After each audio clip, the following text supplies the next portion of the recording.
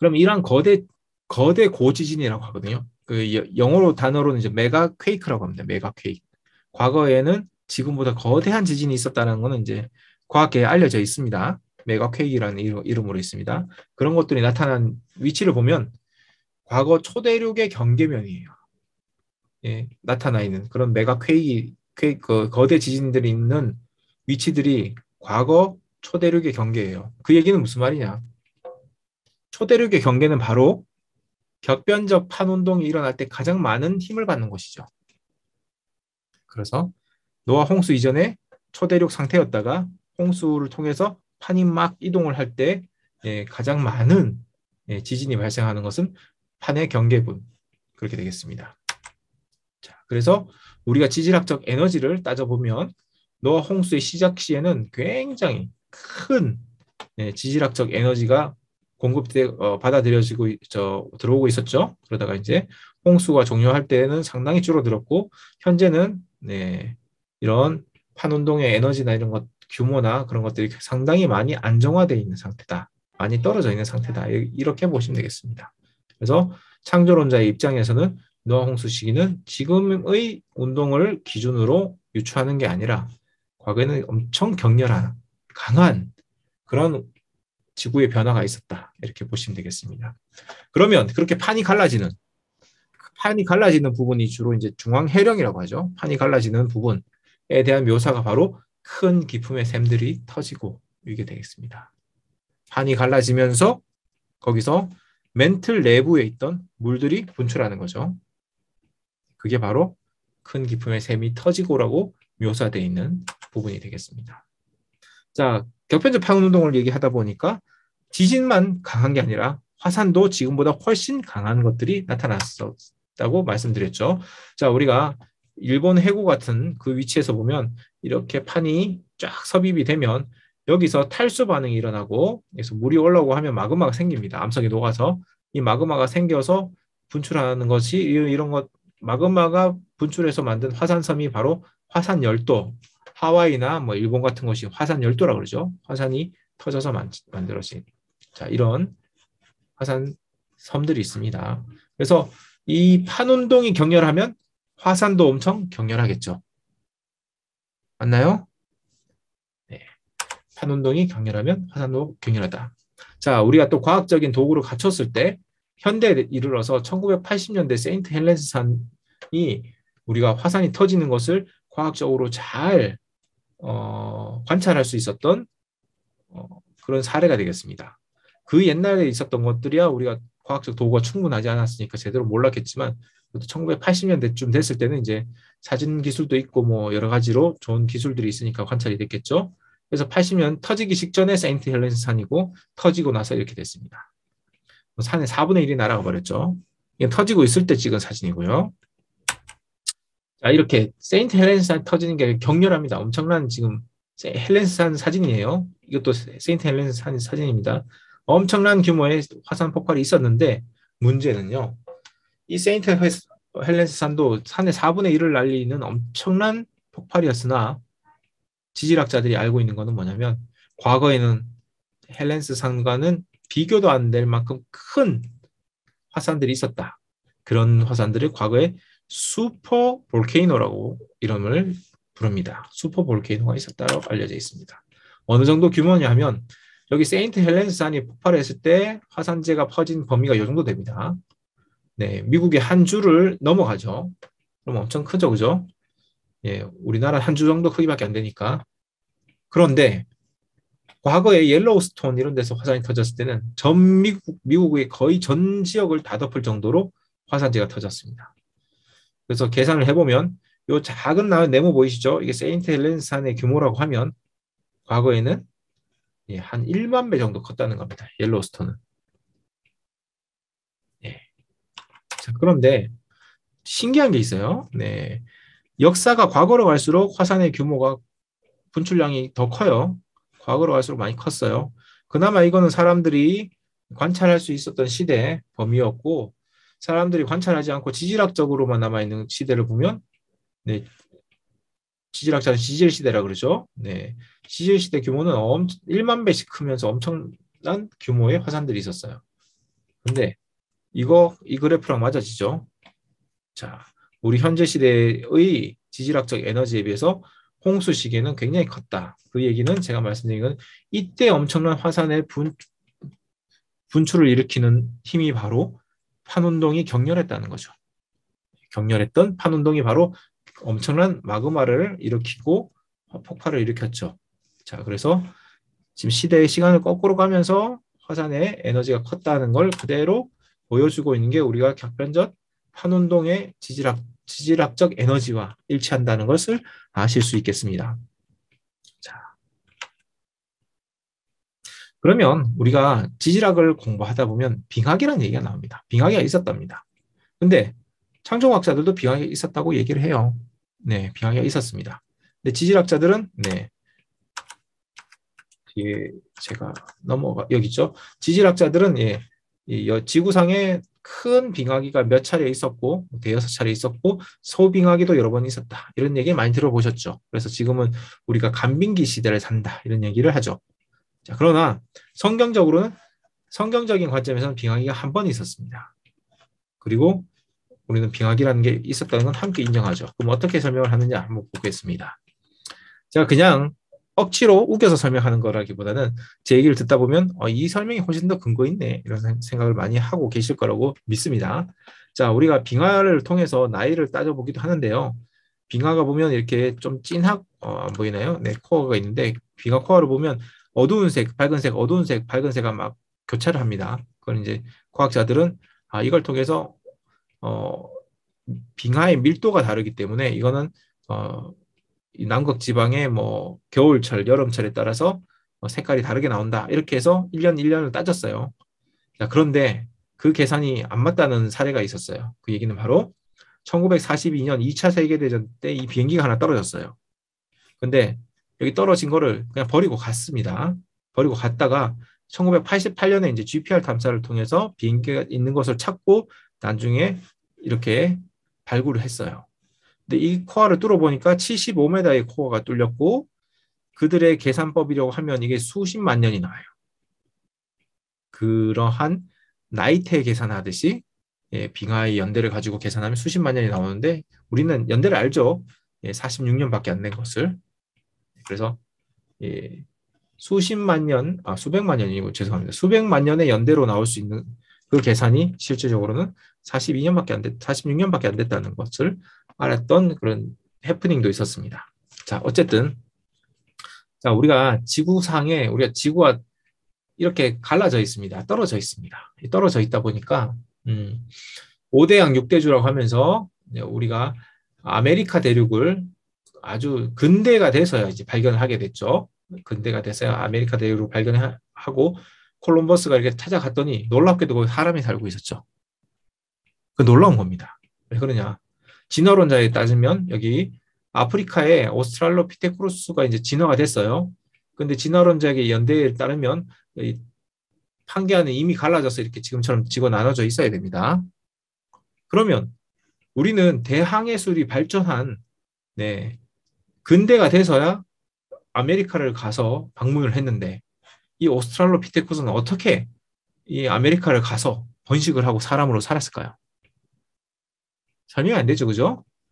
자, 그런데 이제 이 5대양 6대주의 이 땅이 사실은 우리가 대륙붕이라고 하는 구조를 보면 이 대륙 지각에 이제 물이 수심이 한 140m, 140m 정도 내려가는 이 평평한 땅들이 있어요. 요게 대륙붕인데 해안선이 조금만 내려가면 140m만 내려가면 평평한 땅이 더 연결됩니다. 그리고 더 깊이 들어가면 대륙 사면이라고 해서 깊어지고 해양판이 딱 나타나는데 여기까지는 거의 대륙판이에요. 대륙판. 하나의 대륙이라고 보면 돼요. 해수면이 올라와서 더 차지한 거죠. 그러다 보니 그러한 관점에서는 땅이 떨어져 있는 것 같은데 대륙붕 140m의 해수면만 내려가면 심지어 호주까지 다 연결돼 있어요. 그러니까 호주를 걸어서 갈 수 있습니다. 참고로. 그리고 그렇다면 우리나라는 어떻습니까? 우리나라와 중국은 붙어있는 땅이 돼버리죠. 해수면이 떨어지는 순간. 그래서 중국에서 서해안을 통해서 우리나라는 걸어서 올 수 있어요. 이렇게 해수면이 낮을 때는. 자, 그래서 여기 요거는 요 설명을 다 뺐군요. 여기부터 먼저 얘기하겠습니다. 자, 우리 격변적 판구조론을 얘기했습니다. 그러다 보면 해양판은 급속하게 섭입이 됐고 중앙해령에서 새로운 뜨거운 멘틀이 올라오면서 해양판을 새로 생성을 하게 되죠. 그러다 보니까 뜨거운 멘틀, 1000도씨가 되는 뜨거운 멘틀이 바다의 바닥을 쫙 깔고 있으니까 바닷물이 뜨거워지죠. 그래서 노아 홍수 직후에는 바닷물이 뜨거워지게 됩니다. 그리고 그때 화산 폭발이 많이 생겼다라고 말씀을 드렸습니다. 화산 폭발이 많이 생기게 되면 많은 화산 폭발은 바로 화산재가 공기 위쪽을 막아버리기 때문에 태양 복사 에너지를 막아요. 그래서 대기가 추운 겨울이 오게 됩니다. 자, 그러면 어떤 신기한 현상이 생기느냐면 바닷물은 뜨거워서 증발을 많이 하는데 공기가 차가운 상태가 돼요. 그럼 눈이 많이 오겠죠, 눈이. 그러면 눈으로 많이 내리는 것은 육지에 내린 눈은 이렇게 이 빙하가 여러분들 보시는 빙하가 눈이 굳어서 된 게 빙하입니다. 차가운 물이 얼어서 된 게 그건 얼음이고요. 빙하는 눈이 굳어서 된 거예요. 이 눈이 대륙에 쌓이다 보면 이렇게 두꺼운 그 빙하층을 형성하게 됩니다. 자, 그러면 어떤 일이 생기느냐? 우리가 물의 순환이라는 관점에서는 물이 증발하면 비가 돼서 내리고 대륙에서 비가 돼서 내리는 대륙에서 이 물은 다시 바다로 흘러가고 이 바다에서 또 증발이 되고 이렇게 순환하면서 물이 일정한데요. 이때는 눈으로 쌓였기 때문에 대륙에 쌓인 빙하는 바다로 흘러나가지 않는데 바닷물은 뜨겁기 때문에 계속 증발이 생기죠. 그러니까 바닷물이 점점 줄어들어서 해수면이 낮아지게 됩니다. 해수면이 낮아지게 되기 때문에 다시 돌아가겠습니다. 해수면이 낮아지기 때문에 이 대륙부까지도 해수면이 낮아져서 우리가 이 대륙이 어떻게 연결되게 됩니다. 자, 이게 바로 노아 홍수 이후에 한 몇백 년간의 과정을 통해서 있었던 일로 보고 있습니다. 그렇게 되면 어떻게 됩니까? 우리가 바벨탑 사건 아시죠? 바벨탑 사건에 의해서 인류가 흩어지게 되었을 때 그 흩어진 인류가 그 이후에 지금 이 빙하기라고 하는 기후 변화 때문에 심지어는 걸어서 아메리카도 갈 수 있고 오스트레일리아도 갈 수 있고 동물들도 갈 수 있겠죠. 그렇게 이동할 수 있는 그런 상황이 되어버린 겁니다.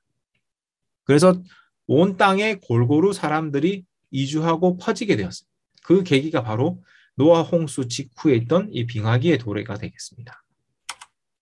자, 심지어는 주류과학계에서도 우리 근대에 가장 큰 빙하기가 있어서 이 빙하기를 통해서 인류가 이동했다라고 주장하고 있습니다. 우리랑 똑같죠? 근데 말입니다. 여러분들이 만약에 격변적 판구조론, 노아 홍수의 관점에서 보면 우리는 이들과 조금 더 다른 게 있습니다. 뭐냐면 우리는 당시에 바다가 따뜻했습니다.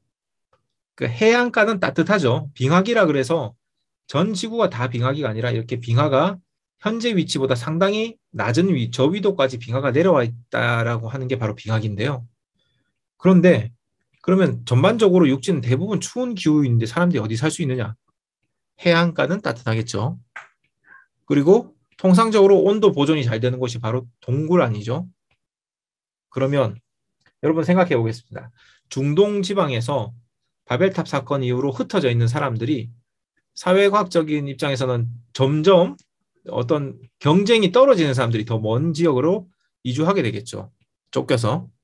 그런 관점에서 보면 점점 문명을 갖고 있지 못한 상태로 멀리 이주한 사람들이 사는 곳들이 바로 해안가와 동굴 지역이 되겠습니다.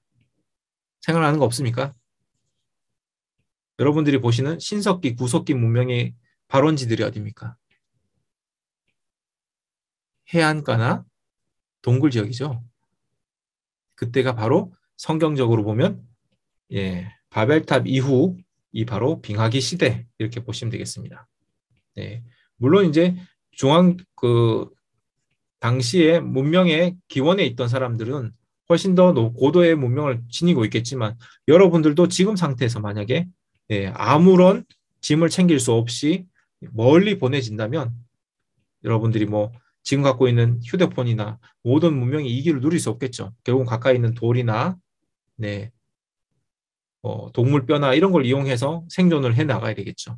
그렇게 해서 발견되는 것들이 바로 소위 말하는 석기 문명이라고 하는 문명, 그렇게 보시면 되겠습니다. 자, 하여간 자, 주류 과학에서도 지금 인류의 그 아시아인이 어떻게 아메리카로 넘어왔을까에 대해서 이러한 빙하기를 통해서 설명을 하고 있습니다. 빙하기 위주로 설명을 하고 있죠. 그렇지만 이 사람들이 이렇게 설명을 해야 나중에 오스트랄로피테쿠스가 어떻게 넘어왔는지 설명을 하니까 그러겠죠, 그죠? 자, 그렇지만 호주까지 가거나 뭐 이런 우리가 생각하는 빙하기보다 규모가 훨씬 적기 때문에 얘네들 자기들의 이론을 충분히 설명할 수 없다고 보시면 되겠습니다. 그러나 저희는 아주 강한 빙하기죠. 저희 입장에서는. 왜냐? 공기는 차갑고 바다는 뜨거운. 근데 지구상에 그런 조건은 없습니다. 바닷물은 뜨거운데 대기는 차가운 조건은 없습니다. 단지 유일하게 격변적 판구조론 때문에 그 현상이 노아 홍수 직후에 있을 수 있는 거죠. 그래야 빙하기가 설명이 되죠. 근데 주류과학에서는 빙하기는 어떻게 되냐면 지구의 기온이 떨어져서, 근데 지구의 기온이 그냥 단순히 떨어지면요, 바다의 증발 속도도 줄어들기 때문에 눈이 그렇게 많이 올 수가 없습니다. 왜냐하면 기온이 떨어지면 눈은 많이 내리겠지만 증발량이 감소하죠. 그러면서 눈이 그렇게 많이 쌓일 수가 없습니다. 그러니까 여러 가지로 어떤 식으로 설명을 하더라도 주류과학적인 빙하기 설명은 거의 다 모순을 갖고 있고 설명이 잘 안 되는 부분이 있고요. 아까 말씀드린 것처럼 우리의 격변적 판구조론의 경우는 희한하게 바닷물은 뜨거운 상태에서 대기는 차가운 이 특이한 대기 환경이 조성이 되면서 이 거대한 빙하기가 올 수 있었던 거죠. 자, 마찬가지입니다. 지구상에서 보면 이런 수중 도시들이 발견돼요. 대표적인 게 일본의 요나군인데 여기 가보면 바닷속에 가보면 도시가 있어요. 이런 게 발견됐습니다. 근데 이걸 과학자들이 설명을 잘 할 수가 없습니다. 예? 수중 도시가 있는데 이게 원래는 육상에 있다가 지반이 확 꺼지면서 밑으로 떨어진 것 같아. 뭐 이렇게 설명할 수밖에 없겠죠. 근데 그렇게 되면요, 이런 것들 다 무너지겠죠. 우리 포항에 지진이 나면 빌라도 무너지는데 어떻게 지진이 나와서 땅에 떨어지면서 이게 괜찮겠습니까? 이걸 설명할 수 있는 것은 아까와 마찬가지입니다.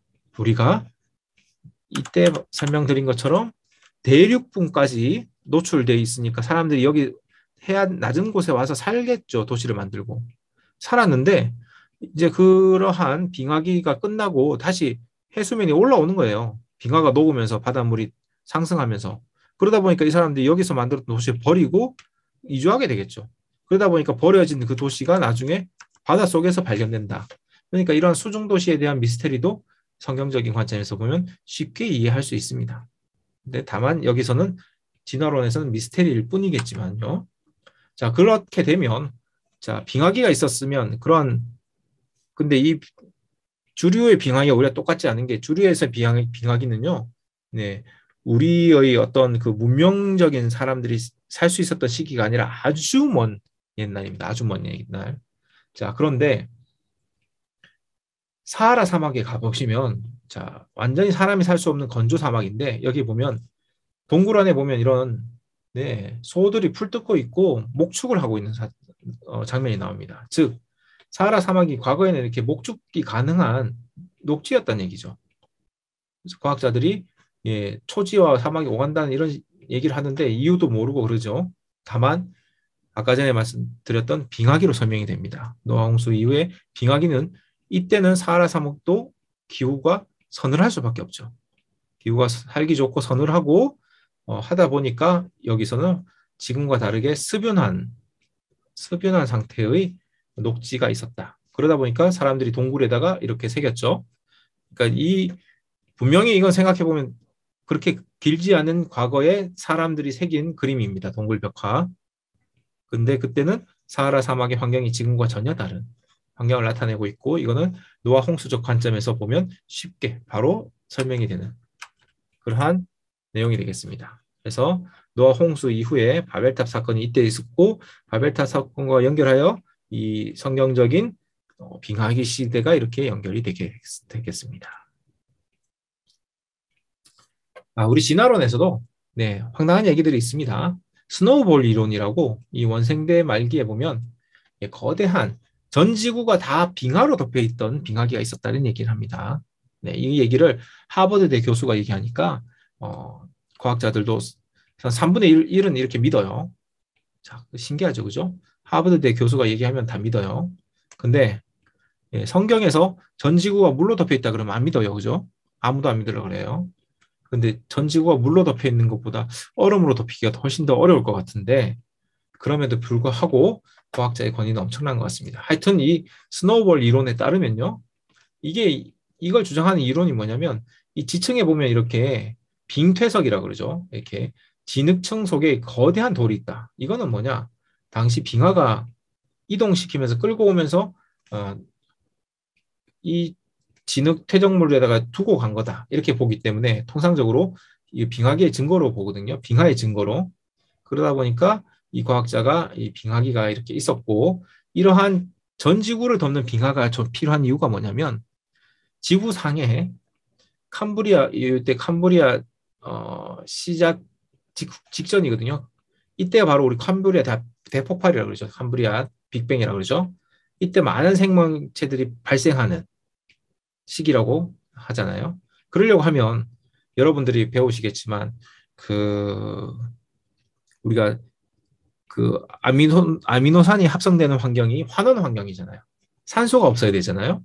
그러니까 전 지구 땅에 산소가 없는 환원 환경을 만들기 위해서는 이렇게 얼음으로 다 덮어서 산소를 막아버리는 환경을 만들어야 될 것 같지 않습니까? 자, 자꾸 필요한 조건에 맞춰서 이론을 만들어내죠.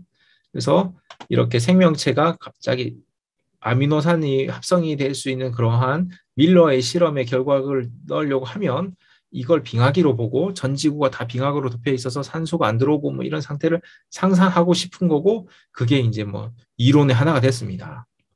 그런데 이건요, 이 층은 진흙 속에 큰 돌멩이가 박혀 있는 거는 거대한 홍수에 의해서도 발생합니다. 이 층은 홍수의 증거로 볼 수 있는 거예요. 네. 그래서 하나를 바라보고 어떻게 해석하느냐가 얼마나 다른지 아시겠죠? 네. 전지구적인 홍수도 못 믿겠는데 전지구적인 빙하는 철석같이 믿는 이유가 뭐냐면 이 진화론 지지해야 되기 허약한 진화론 지지해야 되기 때문입니다. 네. 자, 제가 이렇게까지 설명을 했습니다. 자, 시간이 이제 얼마 안 남아서 이거 설명할 수 있을지 모르겠는데 화석에 대한 얘기는 이 얘기가 사실 재밌긴 한데 가능할지 모르겠네요. 자, 요 얘기는 보셨는지 모르겠는데 자, 여러분들 보시면 이 화석은 돌입니다. 그 화석, 돌로 바뀐다는 거죠. 자, 질의응답 시간을 조금 줄이고 강의를 빨리 속행해도 될까요? 네. 네네. 알겠습니다. 자, 화석이라고 하는 것은 이제 이 동물의 뼈 형태로 생겼지만 뼈가 아니라 요 유기물이 돌로 치환이 됐습니다. 광물로 치환이 되어 있어서 이제 돌로 바뀌었습니다. 그래서 화석입니다. 그러니까 뼈처럼 생겼으나 뼈가 아니라 단단한 부분이 바로 광물로 치환된 돌이다. 이렇게 보시면 되겠죠. 한자가 이해 쉽죠. 화석. 근데 놀라운 것은요. 최근에 과학자들이 실험을 해보니 이 고생물 학회지에 어떤 논문이 실렸느냐. 실험 장치를 만들어서 화석을 만들었어요. 얼마 만에? 24시간 만에. 화석이 만들어지는 데는 24시간이면 됩니다. 돌이요. 천천히 길게 했을 때 화석이 안 된대요. 생물이 그 속에서 부패해버리거나 뭐 액체가 흘러나오면서 썩어버려갖고 안 된대요. 그래서 대상체를 점토판에 넣고 압력을 가하고 온도를 올리고 이렇게 했을 때 24시간 만에 이렇게 수도파슬이라고 하는데 이제 모의 화석이죠.